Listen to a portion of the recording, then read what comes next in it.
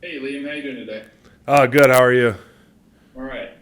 I guess just for starters, obviously y'all were an offensive line without three starters last weekend, but how would you just kind of evaluate how y'all played in terms of blocking the run and then pass protection? Yeah. We took some steps forward. I felt from week one to week two, so it was good to see some improvement. Even with guys out, something that Coach Davis has said since he got here is that everybody in the room, starter, whether it be where you are in the depth chart, is got to be held to the same standard. So yeah, we did some better things. Not where we need to be yet as a unit, but we just got to keep progressing and hopefully get there soon. Yeah, hey Liam, this is Glenn West here. What have the conversations, again, just kind of piggybacking off of that, been like in the last 48 hours about maybe what you guys want to continue to see improvement on this week against Central Michigan?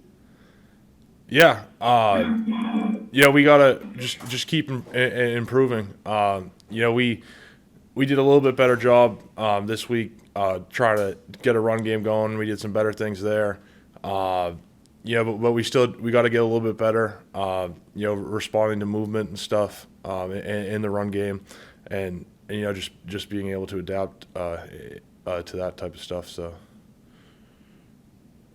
It also sounds like Liam that tempo is a big focus this week.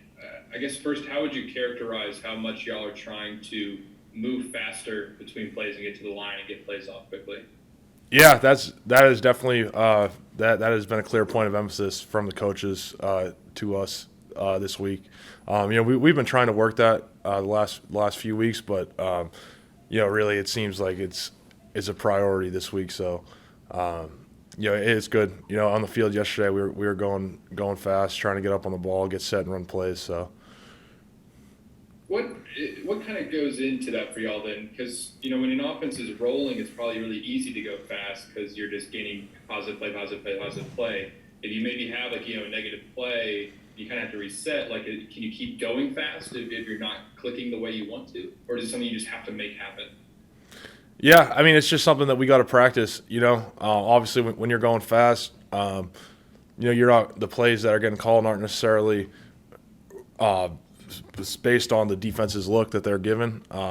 Sometimes Coach Pete gets to get a look at the defense and then call the plays. But when we're going fast, we're saying that we can block that play regardless of what look they give us. So that's just something that we gotta that'll get better with time, which is why I think it's great that we've been getting a lot of work with it in practice. So. Liam, do you think a huge part of it is simply just trust with so many guys going out and new guys coming in, backups coming in? You guys maybe don't have the full trust in these guys to pick up a call when it's made, do the right thing on an audible or a check or something like that. I mean, is that really what it boils down to? Is the cause of all the inconsistency?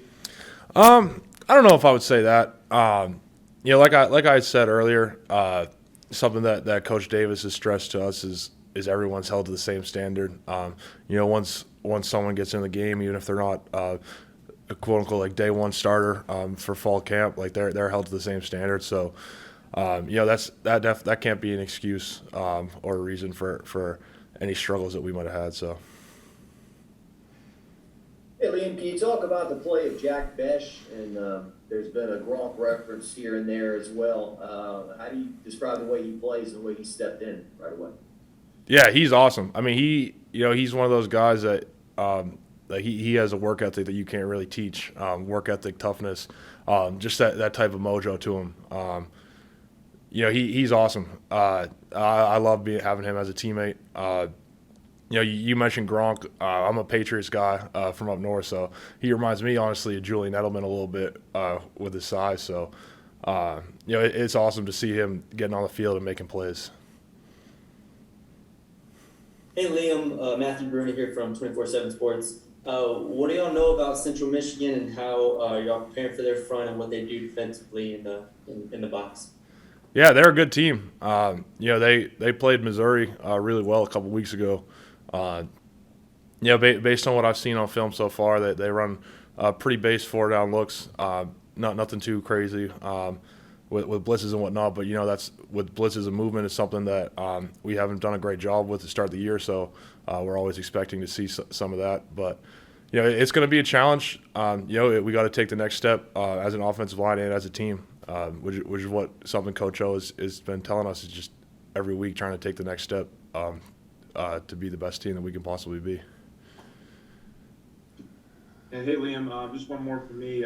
You go against these two guys every day in practice, but Mason Smith and Jacqueline Roy really have kind of started off this season really strong for you guys on the defensive line. Just what's it been like watching how they've developed so quickly, and how much they'll be able to help on that side of the ball for you guys? Yeah, I mean, those guys, they got all the talent in the world. They come in here, they work hard. They have the potential to be such good players, both of them, and to see them coming out, they're both young guys, Mason and Jay Roy, coming out and starting to shine a little bit early on in their careers is pretty cool to see. So. Liam, I don't even know how much time you would be spending around it because the specialists are kind of off by themselves. But how would you describe just Cade York? Like, what's he like, just not as a player, just, kind of around the building? Yeah, Cade's awesome, man. I'm pretty good friends with him. In the summer I met up with him and a few of the other specialists out in Cape Cod because they made a trip up there during our July 4th break. So it was fun being able to hang out with them up there. But Cade is something. It's not surprising to see him breaking all these records and doing so well. He's just got some sort of poise about him, that it seems like he's destined to be such a great kicker. So. It's all awesome to see him doing well. We send him out there. We just have the utmost confidence, no matter how far away it is.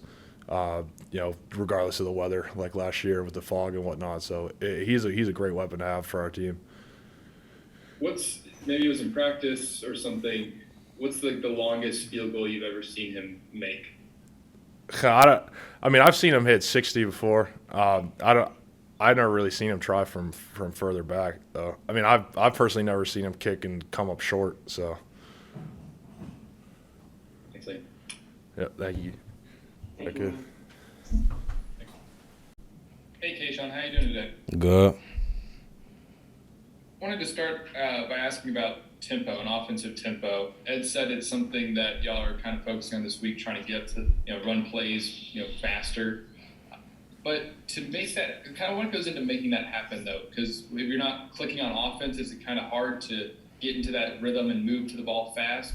Is it sort of like you have to already be having success on offense to make tempo happen, or you just make tempo happen and then success will follow? Does that make sense? Focusing on tempo this week, I feel like as you focus on tempo more and in the game, the faster you move, the more momentum you have as an offense. And lately, we kind of been starting off slow, so I feel like it got something to do with momentum. So I think that's our main focus this week, to get everything going faster. Hey, Kayshon, I'm Jared from Tiger Details. There have been some drops from the receiving corps. We talked about that a little bit after the UCLA game, some missed opportunities to help Max and some spots. And Coach O said this week he was a little bit surprised by that after how few there were in camp. How much have you guys talked about that, and what are some of the things y'all can do as a group right now to clean that up? Oh, we really talked about it every day. We talk about it and preach about it every day. And things we could do to improve on it is catching balls after practice and practicing more with the quarterbacks. Kayshon, through these first two games, how would you rate the team's energy level and excitement? Have you guys been excited, energetic about playing? Yes, sir. We've been excited and energetic, but I feel like it could always be better. There's no certain level to energy. How much respect do you have for this opponent coming up, and what do you know about it?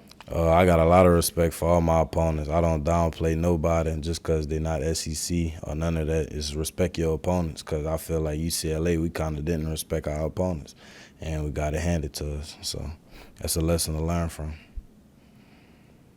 Yeah, hey, Kayshon, I wanted to ask you about Jack Besh. He's been probably, outside of you, maybe the most consistent guy in the first 2 weeks for you guys as receivers. Just talk about his consistency and just kind of what he can do for you guys in the middle of the field in particular.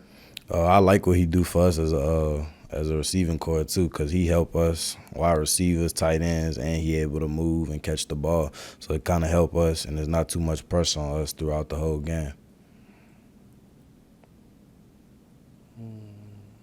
Go ahead, Wilson. Oh, sorry. Didn't know I was up again. I don't know how much time you would spend with him because he's a specialist, but Cade York, just what's he like, not just as a football player, but just as like a person? He seems very sort of hyper-focused on his craft. How would you sort of describe him? What's he like? I'd say he chill. He stay out the way. He cool people. You don't really hear too much from him.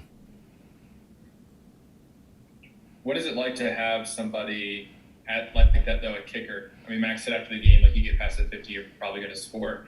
What does it do for y'all as an offense to have him? Oh, yeah, it's a good feeling. You know, every time we not successful in the red zone and you put Cade on the field, you coming out with 3 points. Always. What's the farthest you've ever seen him make a field goal? Oh, I don't know. I think the farthest I probably seen was probably a Florida game. I think it was just crazy to me because of all the fog, and I don't know how he could have seen. But I think that was the craziest kick I seen him make. Kayshon, I know we keep asking you every week what the coaches are telling you and what they're fixing, but if you had to put a headset on, what would you fix to get this offense at a really high level? What are you seeing as the biggest things that are slowing this offense down or hampering them during games? I mean, it's not really nothing that's really slowing us down. I feel like us as players, we just got to execute the plays a little quicker and faster. And it's like accountability on everybody's part. Like, as receivers, we could catch more balls. It's like I always feel like, as myself, I could do more all around, and that's something huge throughout these games. That played a big factor. Anything else for Kayshon? Go on. Yeah, hey, Kayshon, I mean, you had 5 touchdowns in these first 2 games, and I think most of them have kind of come in the red zone. I mean, just what about your confidence and about your game allows you to be so successful when you guys get inside the 20? I mean, I don't really focus on touchdowns or none of that. I just play. I don't go into a game with a certain mindset, oh, I need to do this. I feel like if you just play, it naturally come. And part of being successful in the red zone is practicing it throughout the week, and it's really paying off. Kayshon, what can you say about Jack Besh? As a true freshman, it seems like he's obviously not intimidated by anything, and when you guys have been throwing the ball, good things have happened. Huh? I say Jack from Lafayette, I played against him before, so I knew him coming in would have been a big factor to this team, and it really has been. And he caught the most balls, I think, out the tight end room this past season, or this season, and he doing good. And I know that 9 times out of 10 when the ball, or 10 times out of 10 when the ball get thrown to him, he gonna catch it.